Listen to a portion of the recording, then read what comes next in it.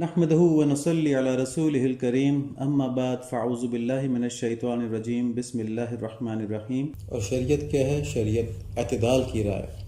اور اعتدال کی راہ کیا ہے کہ آدمی دنیاوی مشاغل میں ضرورت کے بقدر تو ضرور توجہ رکھے، اور اس ضرورت کے پورا کرنے میں نیت یہ رکھے کہ اللہ تعالیٰ اس سے راضی ہو جائے۔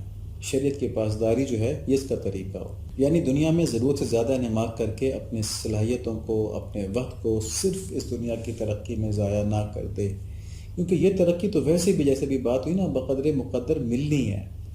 اسباب کا اختیار کرنا یہ اس لیے ہمیں حکم دیا گیا ہے کہ دنیا ایک امتحان کی جگہ ہے۔ اللہ تعالیٰ ہمیں جو بھی نعمت دیتے ہیں وہ اپنے حکم سے دیتے ہیں، لیکن وہ ملتی ہمیں اسباب کے پردے کے اندر ہے، تو ہم مجبور ہیں اسباب اختیار کرنے میں۔ لیکن یہ بات نہیں ہے کہ ہم جتنے اسباب اختیار کریں گے اس کے لحاظ سے ہمیں دنیا کی چیزیں ملیں گی، دنیا کی چیزیں ہمیں مقدر کے لحاظ سے ملیں گی۔ اسباب ہم نے ضرور اختیار کرنے ہیں، ضرور اختیار کرنے، لیکن روزی کمانے کے لیے 9 to 5 کام کرنا کافی ہے۔ اسی میں جو روزی اللہ مقدر میں لکھی مل جائے گی۔ 9 to 5 کے بعد آپ 7 سے لے کے 12 بجے تک کچھ اور کام شروع کر دیں کہ تنخواہ ڈبل ہو جائے گی، تو تنخواہ ڈبل ہو جائے گی، وہ برکت نہیں ہوگی۔ اور دین کا نقصان کس طرح ہوگا؟ دین کا نقصان اس طرح ہوگا کہ جو ٹائم آپ نے دین کی ترقی میں لگانا تھا، اللہ تعالیٰ سے باتیں کرنے میں لگانا تھا، اللہ تعالیٰ سے قرب بڑھانے میں لگانا تھا، وہ ٹائم بھی دنیا کمانے میں لگا دیا، تو یہ تو اسباب ضائع کرنے والی بات ہوئی، اپنی صلاحیتیں ضائع کرنے والی بات ہوئی۔ اس پر پچھلے لیکچرز میں کافی تفصیلی بات ہو چکی ہے۔ تو اب تک جو باتیں ہوئی ہیں ان میں ہم یہ بات دہرا لیتے ہیں، اس کا تعلق اگلے شعر سے ہے کہ یہودی وزیر نے کہا کہ کسی عمل کا طبیعت پر آسان ہونا اور پسند ہونا حق کی نشانی ہوتا تو ہر مذہب اور فرقے کے لوگ اپنی اپنے پسندیدہ اور نفس پر آسان چیزیں لے کر بیٹھے ہوئے ہیں، وہ سب کے سب اللہ تعالیٰ کے مقبول ہوتے، یہودی ہو، عیسائی ہو، مجوسی ہو، مشرک ہو، کوئی بھی ہو، کیونکہ اس کے دل کو وہی چیز آسان لگی اس نے لے لی، تو اس دلیل کے مطابق تو وہ ٹھیک تھی، تو وہ بھی اللہ کے مقبول ہوتا۔ ایسا نہیں ہے تو اس کا مطلب یہ کہ ہر آسان چیز جو ہے وہ اللہ تعالیٰ کے یہاں مقبول نہیں ہے۔ تو اگلے شعر میں فرماتے ہیں، دریا کے گفتہ میسر آن بود کہ حیات دل غذائے جاں بود۔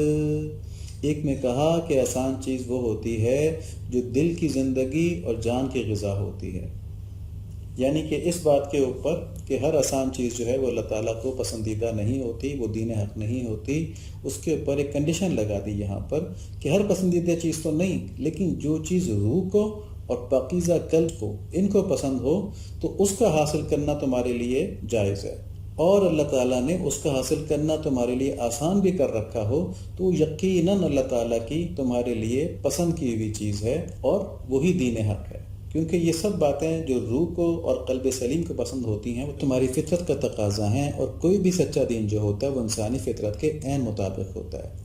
تو یعنی یہ بات کہ جو چیز تمہیں پسند ہو اور اس کا حصول بھی تمہارے لیے آسان ہو، تمہارے حق میں اللہ تعالیٰ کی پسندیدہ چیز ہے، اس سے خوب فائدہ اٹھاؤ، یہ بات اس حد تک تو ٹھیک ہے کہ یہ پسند روح اور قلب کی ہونی چاہیے، نفس اور مادہ پرست طبیعت کی پسند نہیں ہونی چاہیے۔ اگر روح اور قلب کسی عمل کو پسند کریں تو سمجھو کہ وہ عین ثواب ہے، وہ عین دین ہے، کیونکہ روح کی محبت اللہ تعالیٰ کے ساتھ ہے، چنانچہ وہ آخرت کی نعمتوں کے اوپر ریجھی ہوئی ہے، آخرت کی نعمتوں کو پسند کرتی ہے، تو پھر روح انہی چیزوں کو پسند کرے گی جو آخرت میں فائدہ دیں گی۔ تو اگر یہ دلیل مان لی جائے تو اس سے یہ ثابت ہوگا کہ جو بھی چیز روح کو اور پاکیزہ قلب کو پسند ہوگی تو وہ بس اللہ تعالیٰ کو بھی پسند ہوگی، اور شریعت کا وہی حکم ہوگا۔ اب دیکھیں یہودی وزیر کا یہ قول، یہ بھی مدلل ہے، دلیل اس میں اس نے دی ہے کہ روح جو اللہ تعالیٰ سے محبت کرتی ہے، پاکیزہ قلب کے اندر اللہ تعالیٰ کی محبت ہوتی ہے، تو وہ جو بھی بات کریں گے وہ اللہ تعالیٰ کی رضا حاصل کرنے کے لیے کریں گے، اس لیے وہی بات سچا دین ہوگی۔ لیکن یہ بات بھی پورے طور پہ شریعت کے اصولوں کے مطابق قابل قبول نہیں ہے، اس کے لیے ہم انشاءاللہ اگلے لیکچر میں بات کریں گے۔ اب دیکھیں نفس کی پسند کے بارے میں کیا کہا اس نے، ہر چیز کے طبع باشد چون گذشت برن یارد ہم چشورا ریو کشت۔ جو چیز طبیعت کے ذوق کے مطابق ہوتی ہے جب وہ گزر جاتی ہے تو شور زمین کی طرح پیداوار اور فصل نہیں دیتی۔ طبیعت سے مراد یہاں پہ نفسانی ملان ہے۔ تو فرمایا کہ جو چیز محض نفس کو لذت دینے والی ہو وہ جب گزر جاتی ہے تو اس کا کوئی پھل نہیں لگتا۔ جیسے جو شور زدہ زمین ہوتی ہے اس میں کوئی بھی چیز بیج لیں، آپ کوئی بھی بیج ڈال دیں، اس میں فصل نہیں اگتی، اس زمین کی کیپیسٹی نہیں ہوتی، صلاحیت ہی نہیں ہوتی۔ اور فصل کیوں نہیں اگتی؟ فصل اس لیے نہیں اگتی کہ نفس کی لذت وقتی ہوتی ہے، اس کا آخرت میں کوئی صلہ نہیں ہوتا. اور اس کی وجہ کیا ہوتی ہے کہ یہ عمل محض اس دنیاوی لذت کو حاصل کرنے کے لیے کیا گیا ہوتا ہے. اس میں اللہ تعالیٰ کی رضا کی نیت ہی نہیں کی گئی ہوتی. تو جو نیت تھی اس کا ثمر مل گیا. یعنی نیت کیا تھی کہ دنیاوی لذت حاصل ہو جائے، دنیاوی عزت حاصل ہو جائے، دنیاوی شہرت حاصل ہو جائے، تو وہ حاصل ہو گئی، وہ مل گیا اور مل کر ختم بھی ہو گیا، وہ گزر جاتا ہے. دنیا خود ایک عارضی چیز ہے، اس کی ہر نعمت عارضی ہے، تو مل کر گزر جاتا ہے. لیکن جب گزر جاتا ہے تو اس کے بعد اس میں کچھ پھل نہیں لگتا، کوئی ثمر، کوئی فائدہ اس کا مزید نہیں ہوتا، کوئی مستقل فائدہ اس کا نہیں ہوتا. آگے فرماتے ہیں جز پشیمانی نباشت ریعو، جز خسارت پیش نادر بیعو. اس نفس کی پسندیدہ پیداوار شرمندگی کے سوا کچھ نہیں، اور اس کی تجارت کا حاصل نقصان کے سوا کچھ نہیں. اب پچھلے شعر میں بتایا کہ نفس کی پسندیدہ بات کا ثمر جو ہوتا ہے وہ عارضی ہوتا ہے، یعنی جو رزلٹ نکلتا ہے، جو فائدہ حاصل ہونا ہوتا ہے نفس کی پسندیدہ بات کا، وہ عارضی ہوتا ہے، جس کا آخرت میں کوئی فائدہ نہیں ہوتا. یعنی اپنی قیمتی صلاحیتیں اور وسائل، قیمتی کس لیے کہ ان سے آخرت کی لامحدود زندگی بننی تھی. مطلب یہ بہت قیمتی تھیں. کس لیے قیمتی تھیں؟ کہ ان کے اندر پوٹینشل تھا کہ ان سے آخرت کی انفائنائٹ زندگی جو ہے اس کے اندر انفائنائٹ فائدہ حاصل ہو جائے. ٹھیک ہے نا، زندگی بھی انفائنائٹ ہے اور فائدہ بھی انفائنائٹ ہے. یعنی جو جنت کی نعمتیں ہیں وہ انفائنائٹلی خوبصورت ہیں، انفائنائٹلی راحت دینے والی ہیں. دونوں چیزیں انفائنائٹ ہیں. تو ان چھوٹے چھوٹے وسائل سے جو دنیا میں ہمیں ملے ہوئے ہیں، ان سے ہم اتنی بڑی چیز حاصل کر سکتے تھے. چھوٹے وسائل کیا مطلب ہے کہ چاشت کی نماز پڑھنے میں، 2 رکعتیں پڑھنے میں چاشت کی، وضو کرنے کے 5 منٹ، 2 رکعتیں پڑھنے کے بہت سے بہت 5 منٹ. اس میں کیا ہوتا ہے؟ اس میں جنت میں محل لگ جاتا ہے. تو جنت میں روزانہ ایک محل لگانے کے لیے ہمیں کیا تھا؟ 10 منٹ خرچ کرنے تھے، چند کیلریز جلانی تھی اپنی نا. تو اتنی چھوٹے وسائل سے ہم کتنی بڑی چیز حاصل کر لیتے. تو ہم نے نہیں کیا، بلکہ ان وسائل کو ہم نے دنیا کے وقتی فائدوں اور لذات کے لیے ضائع کر دیا. ہم اس وقت میوزک سنتے رہے، اس وقت ہم سوتے رہے، جو بھی کرتے رہے، جائز کرتے رہے دنیا کے لیے یا ناجائز کرتے رہے. لیکن اگر ہم یہ 2 نفل پڑھ لیتے تو دنیا کا کوئی نقصان نہیں ہوتا اور آخرت بن جاتی. کیونکہ غفلت تھی تو دنیا کا نقصان ہو یا نہ ہو، آخرت کا کام کرنے کا دل نہیں چاہتا.